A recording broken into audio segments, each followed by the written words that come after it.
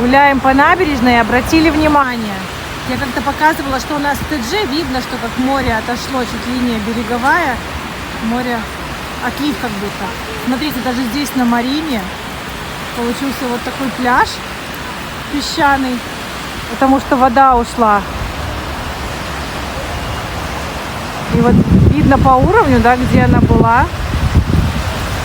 А сейчас вот такой песок. Интересно.